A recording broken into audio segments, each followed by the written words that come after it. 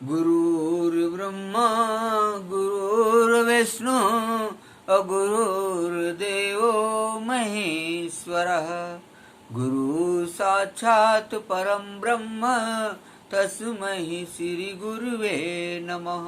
अखण्डमण्डलाकारं व्याप्तमेन चराचरं तत्पदं दर्शितं येन तस्मै श्री गुरुवे नमः। या कुन्देन्दु तुषारहार धवला या शुभ्रवस्त्राभिता या वीणावरदण्डमण्डितकरा या श्वेतपद्मासना या ब्रह्माच्युत शङ्करा प्रभृतिर्विर्देवैः सदा वन्दिता सा मां पाहि सरस्वती भगवती निःशेषजाड्यापहा। मनोजवं मारुतुल्यवेगं जितेन्द्रियं बुद्धिमतां वरिष्ठं वातात्मजं वानरयूथमुख्यं श्रीरामदूतं शरणं प्रपद्ये। वर्णानां संगानां रसानां छन्दसामपि मङ्गलानां च कर्तारो वन्दे वाणी विनायको। गाये गणपति जगवंदन शंकर सुवन भवानी नंदन असिद्ध सदन गज बदन विनायक कृपा सिंधु सुंदर सबलायक मोदक प्रिय मुद मंगल दाता विद्यावारिद विद्या विधाता मांग तुलसीदास कर जोरे वसहि राम सिय मानस मोरे।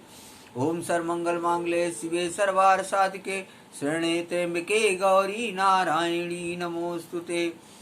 आकाश तारक लिंगे पाताले हाटकेश्वर मृत्युलोके महाकाले लिंगत्रय नमोस्तुते। ओम श्री महाकालेश्वराय नमः। ओम मम महाकालेश्वराय नमः।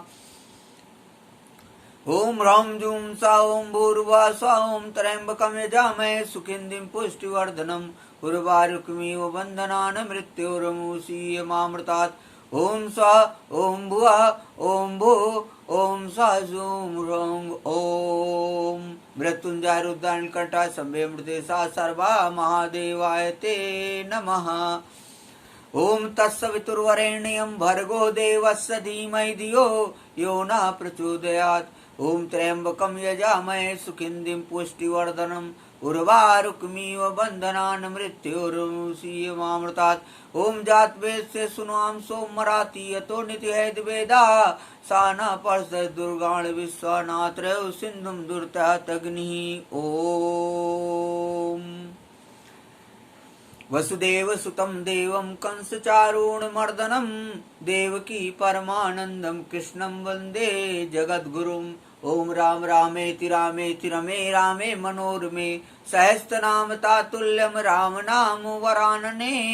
हे राधे वृषभान भूपतनये गंधर्विके राधिके हे कृष्णानन पंकज भ्रमरिके और कृष्ण प्रिय माधवी हे वृंदावन नागरी गुणनिधे दामोदर प्रेयसी हे श्री ललितादिके प्रिय सखी प्राणादिके पाहि मां शरणागतम् पाहि मां शरणागतम् पाहि मां शरणागतम्।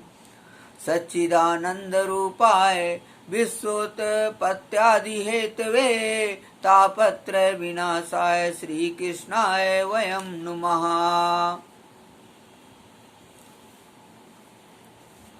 बोलो श्री कृष्ण भगवान की जय। सर्वप्रथम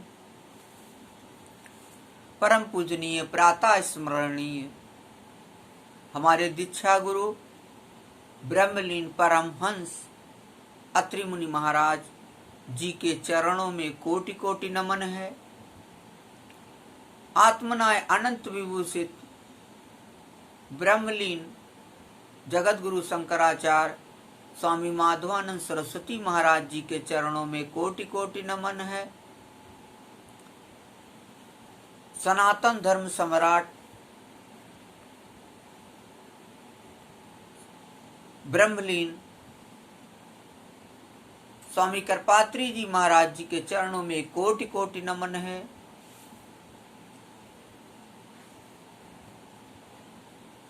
पंचदेव उपासना और अद्वैतवाद के जन्मदाता और सनातन धर्म को पूरे विश्व में 8वीं शताब्दी में से लेकर के 9वीं शताब्दी के बीच उच्च कोटि तक और उत्तरोत्तर सूर्य की भांति प्रकाशित करने वाले आदि गुरु शंकराचार्य जी के चरणों में कोटि कोटि नमन है। बोले सनातन धर्म की जय। हरि ओम तत्सत, हरि ओम तत्सत, हरि ओम तत्सत।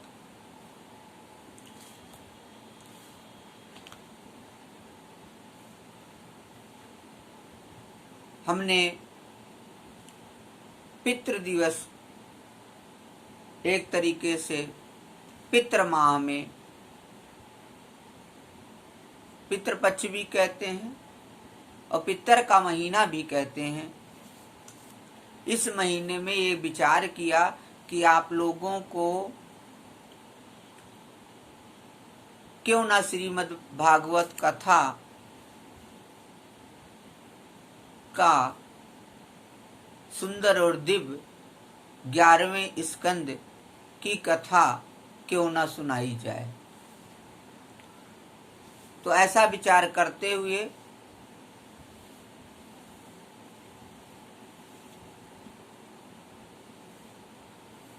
हमने विगत दिनों से श्रीमद् भागवत महापुराण के 11 स्कंद के कुछ दिव्य कथानक हमने लिए हैं, वो कथा मैं आप लोगों को सुना रहा हूँ।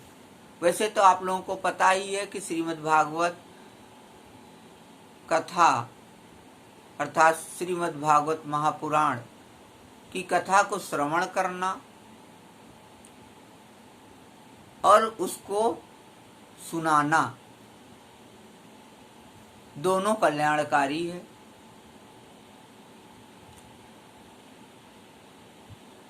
इसलिए अपने कल्याण हेतु, अपने पितरों के कल्याण हेतु और सभी के पितरों के कल्याण हेतु ये कथा मैंने शुरू करी है। तो कहने का मतलब है कि मैंने बताया भी था पिछले उसमें भी कि जो श्रीमद् भागवत कथा है वो साक्षात पूर्ण ब्रह्म श्री कृष्ण का वांगमय स्वरूप है। ऐसा मैं नहीं कहता हूँ, ऐसा श्रीमद् भागवत कहती है। श्रीमद् भागवत कथा में भगवान श्री कृष्ण और उद्धव के संवाद में भी एक कथा आती है कि जब भगवान परम धाम को जाने लगे तो उद्धव जी ने भगवान से प्रश्न किया कि भगवान आप तो परम धाम को जा रहे हैं, लेकिन कलिकाल में जीवों का कल्याण कैसे होगा मृत्यु लोक में, वो बताइए। ऐसा जब भगवान ने सुना तो भगवान ने ऐसा सुनने के बाद श्रीमद् भागवत कथा में वांग्मय स्वरूप में भगवान ने प्रवेश किया है और उद्धव जी से कहा है कि ये श्रीमद् भागवत कथा का प्रचार प्रसार मेरे बाद कहने का मतलब है इस कथा का प्रचार प्रसार का दायित्व तुम्हारे ऊपर होगा और तुम भी इस कथा का मतलब भागवत का गान करोगे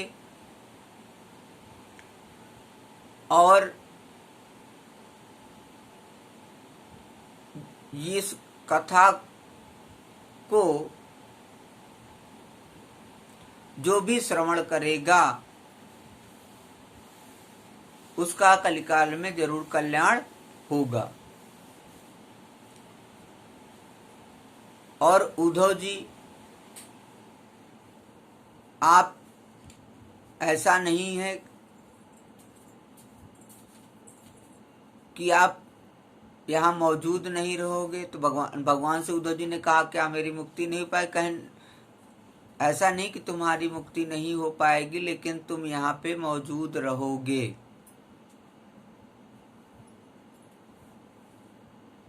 और लोगों का कल्याण तुम्हारे भी माध्यम से, इस भागवत के माध्यम से होता रहेगा। क्योंकि अब इस कथा को जैसे अभी विदुर जी भी आ रहे हैं, वो भी आपसे प्रश्न करेंगे उद्धव जी, लेकिन उनको ये कथा मैत्रेय मुनि जी सुनाएंगे। तो इस कथा को सुनाने के लिए लोग अर्थात ऋषि मुनि कौन कौन इस कथा को सुनाता जाएगा वो निर्धारित है। तो भगवान ने उद्धव को भी भागवत ज्ञान का उपदेश दिया है। उससे उद्धव जी को बड़ी शांति मिली है और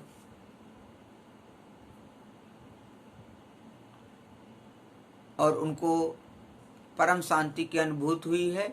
और उन्होंने कहा कि इस कथा को सुनने के लिए या इस कथा को सुनने के बाद मुझको चाहे जितनी बार मृत्यु लोक में जन्म लेना पड़े, मैं जन्म लेता रहूंगा।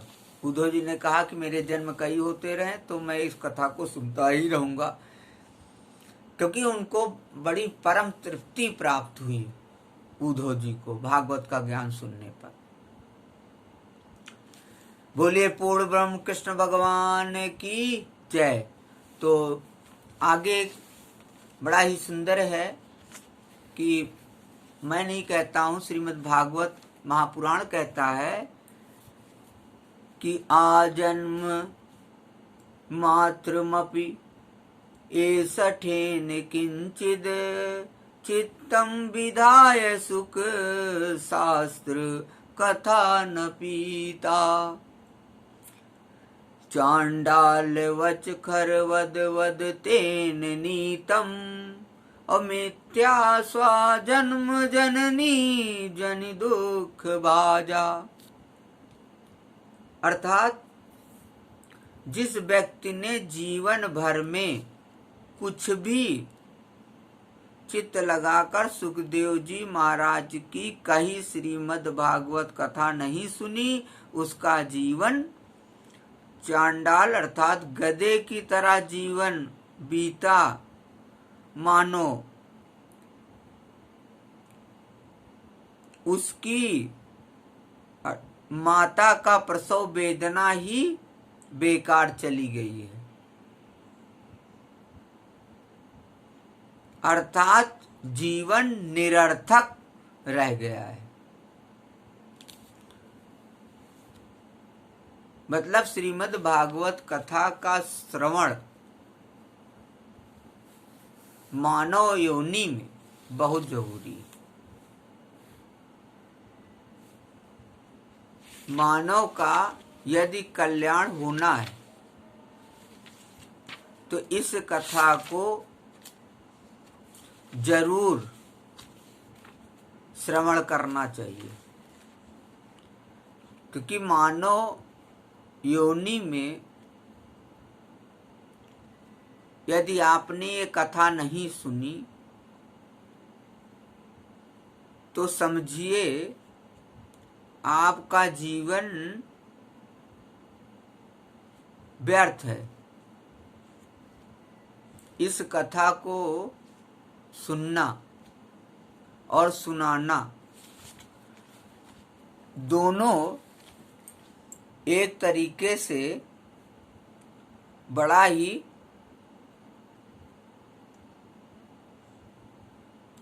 पुण्य कार्य है और पवित्र कार्य है। तो मैं आप लोगों को श्रीमद् भागवत कथा के एकादश स्कंद की कथा मैं सुना रहा था और दूसरे अध्याय की कथा चल रही थी। और दूसरे अध्याय में कुछ मैंने दिव्य कथाओं को बताया था।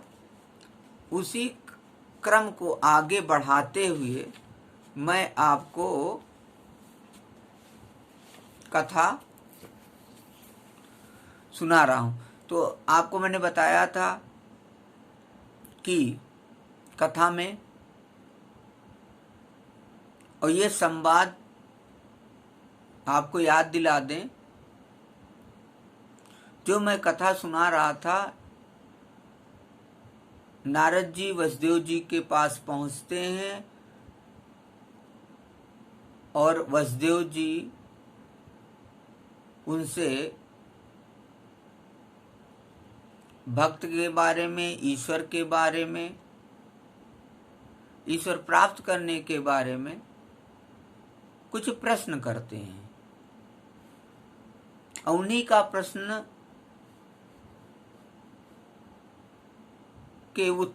का उत्तर देते हुए नारद जी ने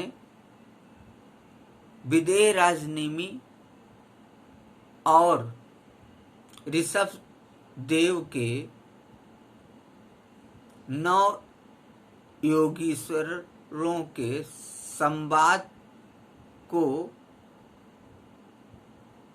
बताया है, जो उनके बीच संवाद हुआ है। उसी संवाद को बताते हुए ईश्वर, भक्त और ईश्वर को प्राप्त करने के क्या उपाय हैं वो सब उन्होंने बताए हैं। तो उसमें मैंने आपको 9 योगीश्वरों में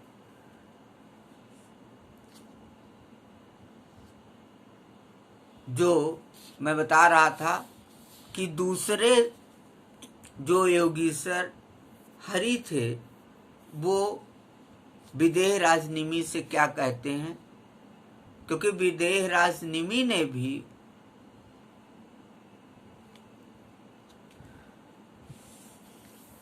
नौ योगीश्वरों से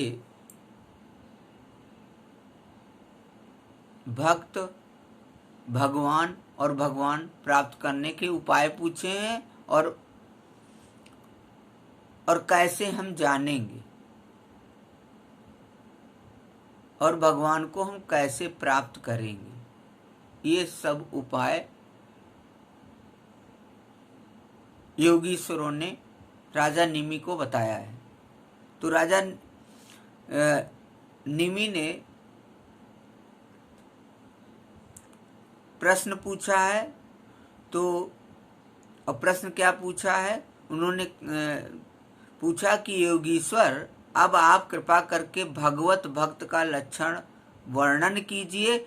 उसके क्या धर्म है और कैसा स्वभाव होता है, वह मनुष्यों के साथ व्यवहार करते समय कैसा आचरण करता है, क्या बोलता है और किन लक्षणों के कारण भगवान का प्यारा होता है। ये राजा निमि ने योगीश्वरों से प्रश्न पूछा है, क्योंकि विदेह राजनिमि यज्ञ कर रहे होते हैं। उसी समय 9 योगीश्वरों का आगमन होता है, जो ऋषभ देव के पुत्र हैं, दिगंबर सन्यासी हैं। उनका स्वच्छंद विचरण करते रहते हैं, परमानंद में रहते हैं। तो वो लोग जब पहुंचते हैं तो उन 9 योगीश्वरों का स्वागत सत्कार करते हैं विदेह राजनिमि, और बड़े प्रसन्न होते हैं और फिर उनसे प्रश्न पूछते हैं। तो पहला प्रश्न जब राजा निमि ने योगीश्वरों से पूछा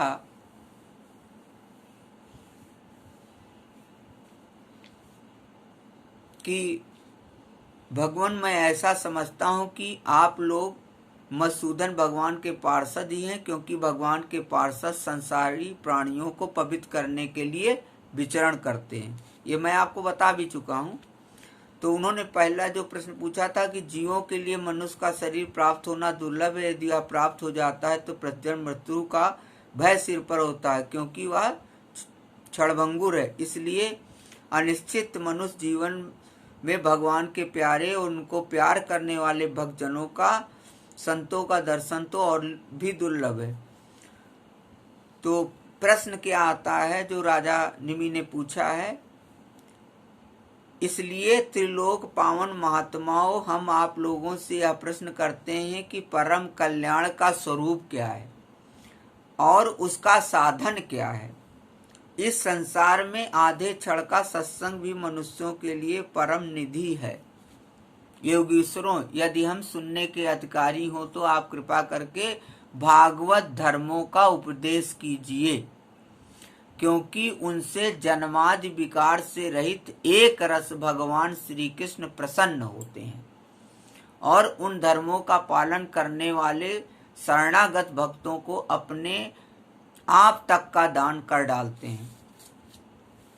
तो इस प्रश्न का उत्तर योगीश्वरों में से 9 योगीश्वरों में से जो कवि योगीश्वर थे उन्होंने इस प्रश्न का जवाब दिया है।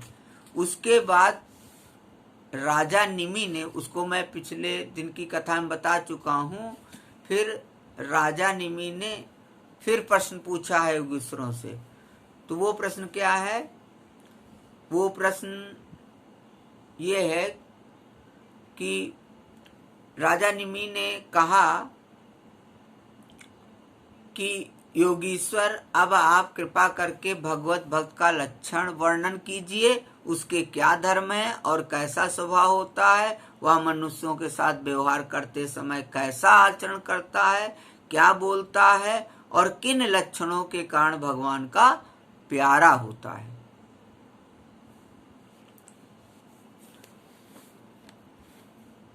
जब ये प्रश्न पूछा राजा निमि ने, तो योगीश्वरों में से जो दूसरे योगीश्वर हरि जी थे वो बोले, राजन, आत्मस्वरूप भगवान समस्त प्राणियों में आत्मा रूप से विद्यमान है और जो कहीं भी न्यूनाधिकता और ना देख कर सर्वत्र परिपूर्ण भगवत सत्ता को ही देखता है और साथ ही समस्त प्राणी और समस्त पदार्थ आत्मस्वरूप भगवान